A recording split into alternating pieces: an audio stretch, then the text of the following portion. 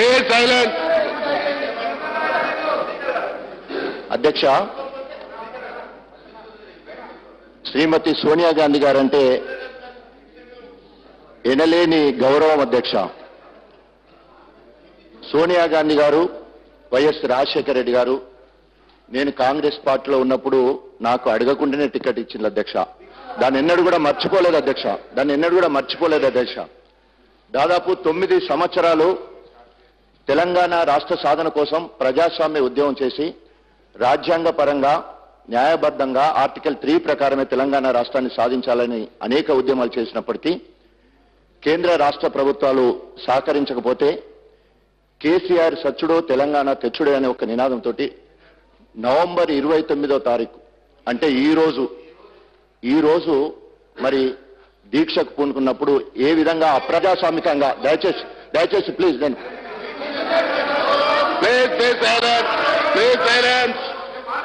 ఆనాడు నవంబర్ 29వ తారీఖు నాడు త్యాగాల పునాదుల మీద తెలంగాణ రాష్ట్రాన్ని సాధించాలని దీక్ష పూనినప్పుడు ఏ విధంగా అప్రజాస్వామికంగా అణిచివేసినప్పుడు మొట్టమొదటిసారిగా కాకతీయ మెడికల్ కళాశాలలో నిరసంగా అక్కడ సహచర డాక్టర్లందరూ కూడా ఉద్యమం చేస్తుంటే అధికార కాంగ్రెస్ పార్టీలో ఉండి మొట్టమొదటిసారి జై తెలంగాణ అన్న నాయకుడి నేను అధ్యక్ష. ఆనాటి నుండి అధికార కాంగ్రెస్ పార్టీలో ఉన్నప్పటికీ డిసెంబర్ 9వ తారీఖు నాడు సోనియా గాంధీ గారి పుట్టినరోజు తెలంగాణ రాష్ట్ర ప్రక్రియ మొదలైందని ప్రకటించినప్పుడు దాదాపు 2 సంవత్సరాల వరకు భారతదేశ చరిత్రలో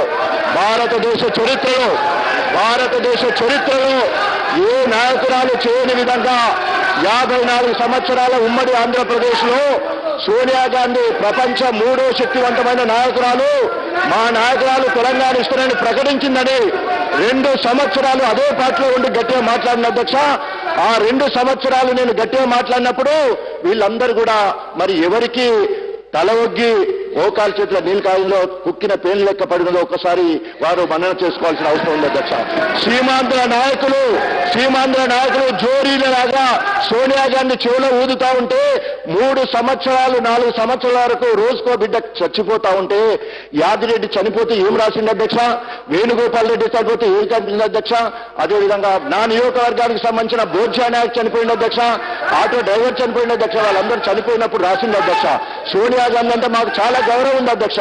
నేను అన్నది ఏంటంటే నోటికాడి బుక్కను డిసెంబర్ 9 ప్రకటించిన తర్వాత నోటికాడి బుక్కను ఎత్తగొట్టిందనే ఉద్దేశంతో అనేక బిడ్డలు చనిపోయింది అధ్యక్ష. దానికి నిరసనగానే ఆ పార్టీలో ఉన్నప్పుడు నేను అనేక రకాలుగా పార్టీ గురించి ప్రభుత్వం గురించి మాట్లాడడం జరిగింది అధ్యక్ష. ప్రాంతం వరకు వచ్చే వరకు తెలంగాణ ప్రాంతం గురించి మాట్లాడవలసి వచ్చింది అధ్యక్ష.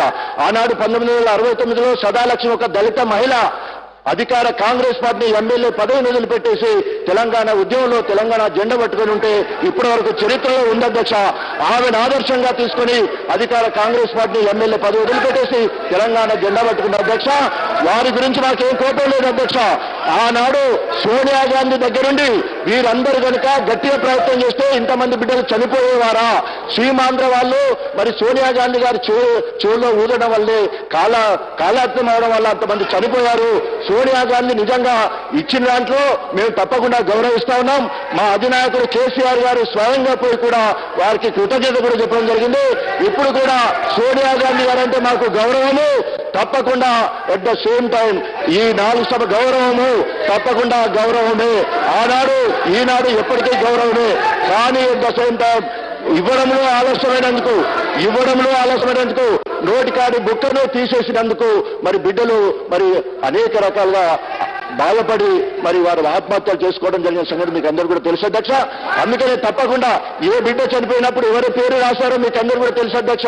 కాబట్టి దయచేసి దీన్ని తోటి వదిలాం. సోనియా గాంధీ గారు అంటే మాకు అపార గౌరవం ఉంది. తప్పకుండా కృతజ్ఞతల పూర్వకంగా ఉంటామని చెప్పేసి తెలియజేసుకుంటా ఉన్నాం అధ్యక్ష.